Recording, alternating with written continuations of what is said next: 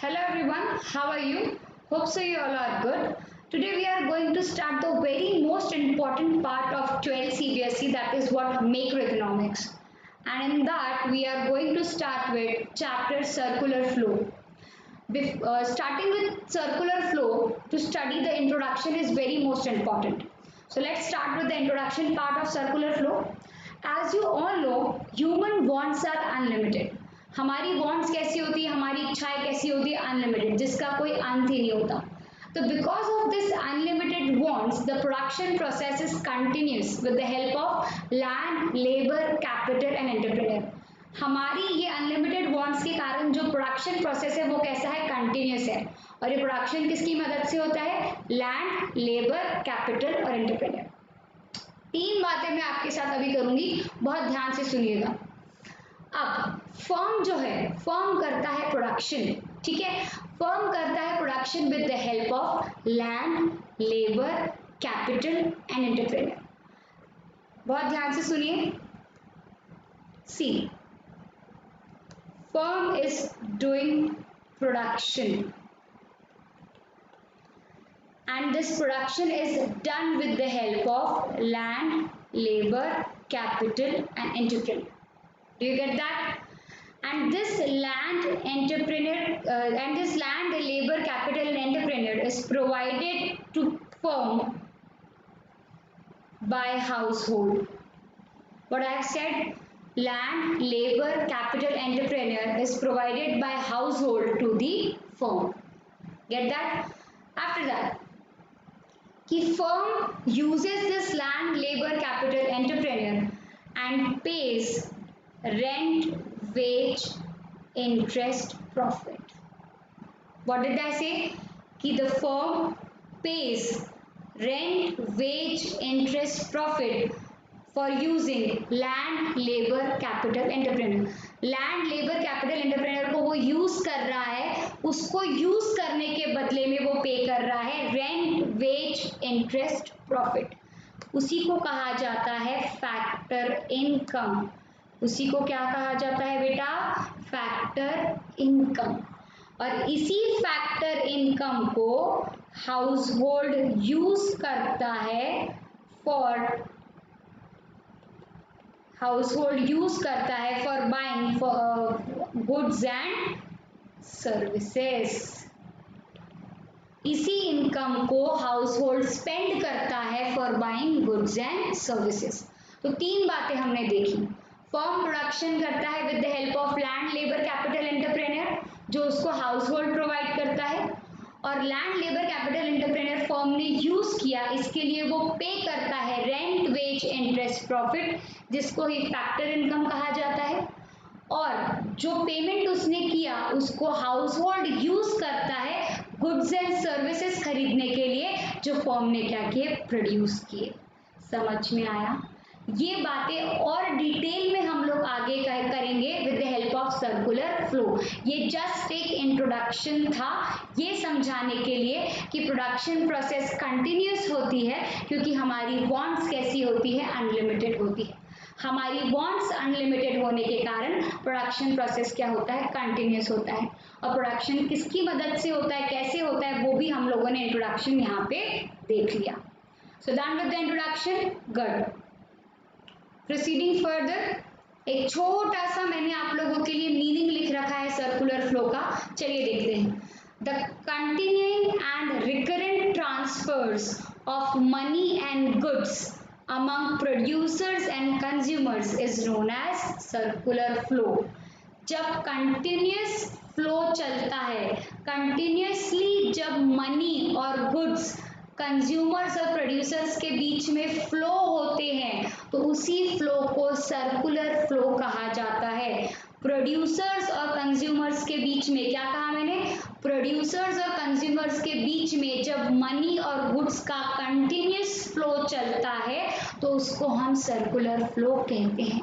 This is the basic meaning of circular flow.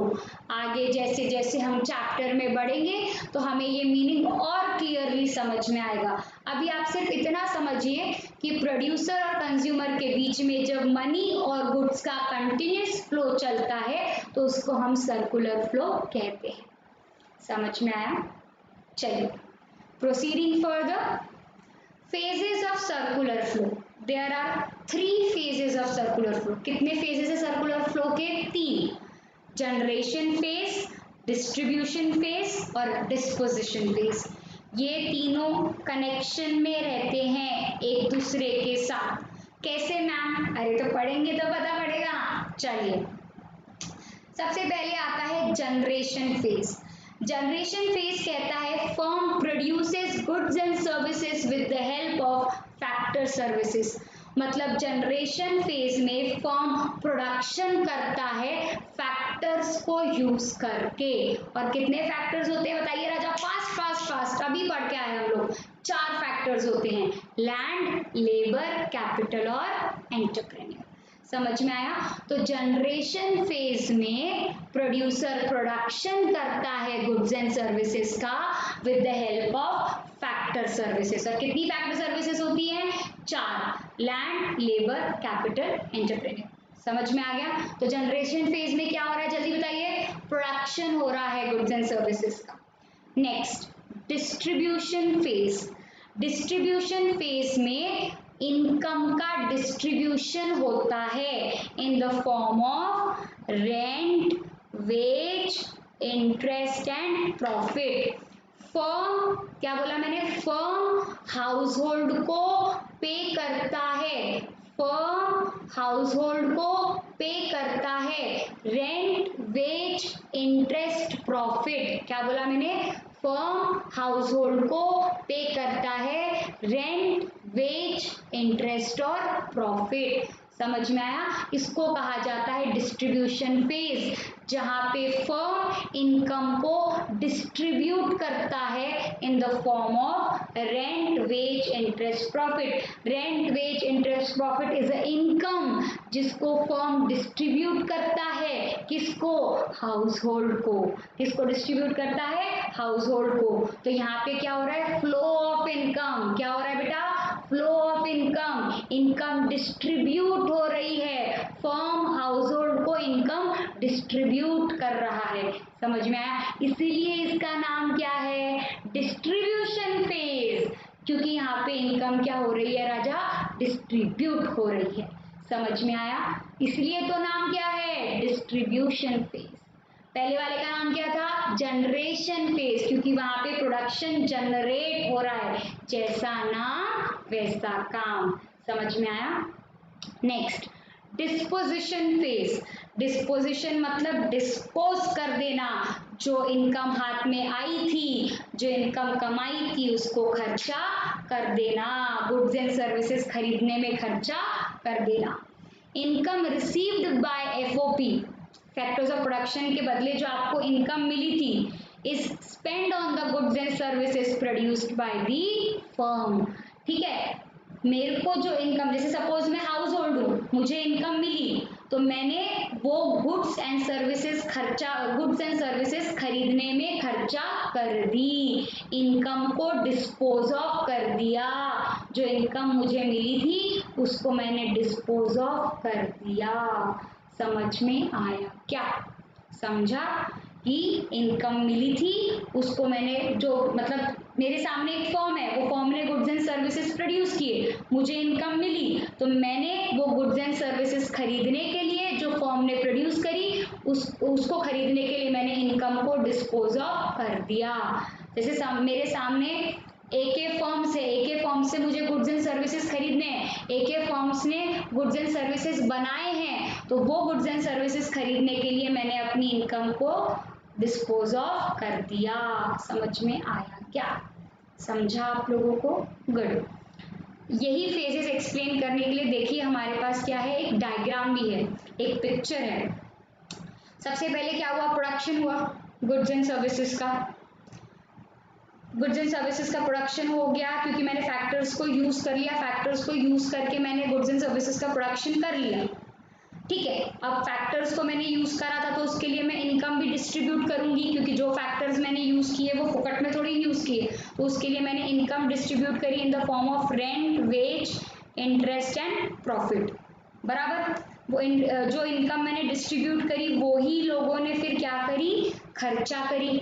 Spend कर दिया खरीदने में गुड्स एंड सर्विसेज, बराबर, और वो इनकम वापस किसके पास पहुंच गई, फर्म के पास पहुंच गई। अब वो फर्म वापस वो इनकम को यूज करके प्रोडक्शन करेगा, फिर वापस इनकम बांटेगा, इनकम लोगों के पास पहुंचेगी और वही इनकम लोग वापस खर्चा करेंगे गुड्स एंड सर्विसेज खरीदने में। ऐसे करके ये फ्लो क्या होगा, चलते रहेगा। इसलिए मैंने बोला था ये तीनों बातें एक दूसरे से क्या है, कनेक्टेड है। समझ में आया क्या? तो ये 3 फेजेस ऑफ क्या है आपके circular flow. How many phases of circular flow are there? 3, generation, distribution, disposition. जैसा नाम वैसा काम। जनरेशन मतलब गुड्स प्रोड्यूस करना, डिस्ट्रीब्यूशन मतलब इनकम डिस्ट्रीब्यूट करना, डिस्पोजिशन मतलब इनकम खर्चा कर देना। समझ में आया क्या? चलिए नेक्स्ट टॉपिक जो हम लोग पढ़ने वाले हैं, स्टॉक एंड फ्लो। मैंने ये कंपैरेटिव फॉर्म में लिया है, डिस्टिंग्विश फॉर्म में लिया है, ताकि हम इसको इजीली समझ पाए, डिस्टिंग्विश कर पाए। चलिए सबसे पहले हम लोग देखते हैं मीनिंग, स्टॉक एंड फ्लो का मीनिंग। तो क्या कहता है meaning? Stock refers to the quantity of a variable which is measured at a particular point of time. Particular point of time पे जब आप किसी चीज को मेजर करते हो, जितना वो पड़ा है at a particular point of time कितना है, उसको हम कहते हैं स्टॉक। जैसे मेरे पास एक ढोंडू नाम का नौकर है, ठीक है, मेरे गोडाउन में माल पड़ा हुआ है, मैंने बोला ढोंडू जा कितना माल है काउंट करके आ। तो जो गोडाउन में जो माल पड़ा हुआ है उसको हम कहते हैं stock. At a particular point of time पे जो कैलकुलेट किया जा सकता है उसको हम क्या कहते हैं, स्टॉक। तो मैंने उसको क्या कहा, जा ढूंढू कैलकुलेट करके आ, जा ढूंढू गिन क्या कितने माल पड़ा हुआ है, कितने कूलर पड़े हुए हैं। ढूंढू गया, उसने पर्टिकुलर पॉइंट ऑफ टाइम पे देखा कि 100 कूलर पड़े हुए हैं, तो उसने मुझे आके बताया कि 100 कूलर पड़े हुए, तो वो 100 कूलर जो पड़े हुए वो मेरा क्या है, स्टॉक है। पर्टिकुलर पॉइंट ऑफ टाइम पे जितनी चीजें रखी हुई हैं वो मेरी क्या है, स्टॉक है। समझ में आया?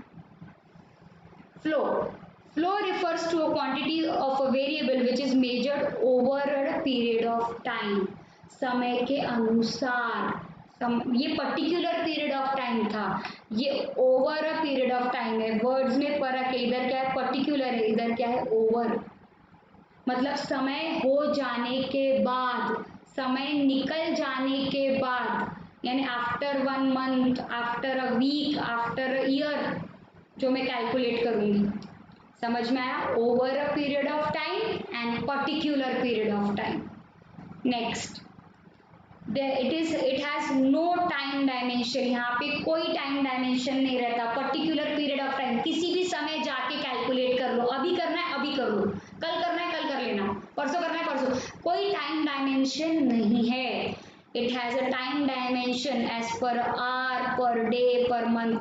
जब मैंने आपको मीनिंग समझा रही थी तभी मैंने आपको बोला था कि ये over a period of time calculate होता है, यानी एक दिन बाद, एक महीने बाद, एक हफ्ते बाद, एक घंटे बाद, एक साल बाद। तो ये over a period of time calculate होता है, मतलब समय गुजर जाने के बाद, over a period of time. और ये क्या है, स्टॉक क्या है, पर्टिकुलर पीरियड ऑफ टाइम, यानी अभी कितना, जाके देख के आओ। समझ में आया? तो टाइम में क्या, स्टॉक में कोई टाइम डायमेंशन नहीं है और फ्लो में टाइम डायमेंशन है, समय के अनुसार काम होता है। Is a static concept. Static का मतलब होता है रिजिड, मतलब फिक्स, नो चेंज। और फ्लो कैसा है, डायनामिक कंसेप्ट है। डायनामिक का मतलब होता है फ्लेक्सिबल। डायनामिक का मतलब क्या होता है, फ्लेक्सिबल, मतलब जो चेंज होते रहता है, जो फिक्स रहता नहीं है। अब जैसे मैंने आपको बोला 100 कूलर का स्टॉक पड़ा है, स्टैटिक 100 कूलर का स्टॉक पड़ा है, बराबर। अब अगर मैं बोल रही हूँ 10 दिन बाद कितना, 10 दिन बाद कितने कूलर होंगे, अरे तो मुझे नहीं पता 10 दिन बाद कितने कूलर बिकेंगे। जैसे मैं किसी अपने नौकर को पूछूं, ढूंढू 10 दिन बाद कितने कूलर बिकने वाले हैं बता, तो वो बोलेगा मुझे नहीं पता 10 दिन बाद कितने कूलर बिकने वाले हैं, क्योंकि इट इज अ फ्लो, चलता रहेगा। अरे उसे कैसे पता रहेगा 10 दिन बाद कितने कूलर बिकने वाले, वो तो एक फ्लो है जो 10 दिन में चलता रहेगा। समझ में आया? और स्टॉक कैसा है, वो तो आज कितना है, डोंट डू आज कितना स्टॉक है मैम 100 कूलर का, समझ में आया। Example quantity of money wealth, समझ में आया, ठीक है मुझे दिखती है कितनी है। कंजम्पशन इन्वेस्टमेंट, अरे ये तो इनकम के हिसाब से रहेगा ना, जितना इनकम का फ्लो रहेगा उतना कंजम्पशन और इन्वेस्टमेंट रहेगा, ये फिक्स थोड़ी न रहता है, कभी कंजम्पशन और इन्वेस्टमेंट फिक्स थोड़ी न रहता है, वो तो इनकम के फ्लो के हिसाब से रहता है, जिस हिसाब से इनकम का फ्लो होगा उस हिसाब से कंजम्पशन और इन्वेस्टमेंट होगा। एक और बहुत अच्छा एग्जाम्पल का पिक्चर मैंने आपके लिए स्टॉक और फ्लो के लिए लेके रखा है, देखो जो चलता जा रहा है वो मेरा क्या है, फ्लो है, और जो जमा होके मुझे दिख रहा है वो क्या है, मेरा स्टॉक है। समझ में आया, जो चलता जा रहा है वो मेरा क्या है, फ्लो है, और जो जमा हो रहा है वो मेरा क्या है, स्टॉक है। समझ में आया क्या, समझा आप लोगों को। ध्यान से सुनना, एक बात बता रही हूँ, जो चलते जाता है वो क्या है, फ्लो है, और जो एक जगह पे दिखता है जमा होके वो मेरा क्या है, स्टॉक है। 30 तारीख को गोडाउन में कितना माल पड़ा है, ये मेरा क्या रहेगा, स्टॉक। 1 महीने बाद कितना माल बिका वो मेरा क्या रहेगा, फ्लो, क्योंकि मुझे नहीं पता 1 महीने बाद कितना माल बिकने वाला है, वो मेरा क्या रहेगा, फ्लो रहेगा। समझ में आया बेटा आप लोगों को, समझा स्टॉक एंड फ्लो का कंसेप्ट, समझा। एक एग्जाम्पल और लेते, 31 दिसंबर को कितने हाउसेस बन के रेडी हो गए, काउंटिंग कर लो, ये मेरा क्या है, स्टॉक कंसेप्ट है।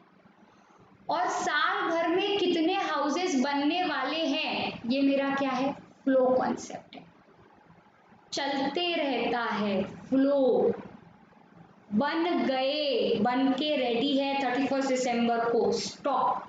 समझ में आया क्या, बहुत सारे एग्जाम्पल्स हो गए, स्टॉक एंड फ्लो भी हम लोगों ने अच्छे तरीके से समझ लिया। अब एक काम करते हैं, एक बार हम लोग सारा रिवाइज कर लेते हैं जो आज हम लोगों ने पढ़ा। सबसे पहले हम लोगों ने इंट्रोडक्शन देखा, इंट्रोडक्शन में हम लोगों ने देखा कि हमारी वांट्स अनलिमिटेड है जिसके कारण प्रोडक्शन कंटिन्यूअस है, और प्रोडक्शन कैसा है हमारा, कंटिन्यूअस है with the help of land labour capital entrepreneur. वो हमको कौन देता है, हाउस होल्ड देता है। हाँ, फिर फर्म हाउस होल्ड को क्या देती है, रेंट वेज इंटरेस्ट प्रॉफिट, जिसको हाउस होल्ड क्या करता है, खर्चा कर देता है। ये हमारा क्या था बेटा, ये हमारा था इंट्रोडक्शन। फिर हम लोगों ने सर्कुलर फ्लो का छोटा सा मीनिंग देखा कि सर्कुलर फ्लो में क्या होता है, there is a continuous flow of money and goods amongst the producers and consumers. फिर हम लोगों ने फेजेस देखे, कितने फेजेस थे, 3, generation, distribution and disposition. Generation मतलब गुड्स एंड सर्विसेज का जनरेशन होना, प्रोडक्शन होना, डिस्ट्रीब्यूशन मतलब इनकम का डिस्ट्रीब्यूशन होना, डिस्पोजिशन मतलब इनकम का खर्चा होना, बराबर। फिर उसके बाद हम लोगों ने पिक्चर देखा था, फिर हम लोगों ने स्टॉक एंड फ्लो देखा। स्टॉक एंड फ्लो का हम लोगों ने प्रॉपरली एक डिफरेंशिएट मीनिंग देखा। इसमें हम लोगों ने देखा पर्टिकुलर पॉइंट ऑफ टाइम, उसमें ओवर पॉइंट ऑफ टाइम, इसमें टाइम डायमेंशन नहीं है, उसमें टाइम डायमेंशन है। ये स्टैटिक कंसेप्ट है, वो डायनामिक कंसेप्ट है। फिर हम लोगों ने उसका क्या देखा, एग्जाम्पल देखा। तो आज के लिए सर्कुलर फ्लो का पार्ट 1 हम लोग यही स्टॉप करते हैं। नेक्स्ट लेक्चर में हम लोग सर्कुलर फ्लो का पार्ट 2 देखेंगे, जिसमें हम लोग बहुत इंपॉर्टेंट पार्ट पढ़ने वाले हैं, टाइप्स ऑफ सर्कुलर फ्लो पढ़ने वाले हैं हम लोग, और सर्कुलर फ्लो एक्चुअली में क्या होता है और सर्कुलर फ्लो होता कैसे है वो हम लोग नेक्स्ट लेक्चर में देखने वाले हैं। तो इससे ज्यादा इंपॉर्टेंट आपका नेक्स्ट लेक्चर है, जिसको आप बिल्कुल मिस मत करिएगा अगर आपको सर्कुलर फ्लो अच्छे से समझना है तो मिलते हैं अगले लेक्चर में हम लोग आगे की बातों के साथ। तब तक के लिए guys take care, tata, bye bye, meet you in the next lecture with circular flow के आगे के पार्ट के साथ। ठीक है गाइस, बाय बाय।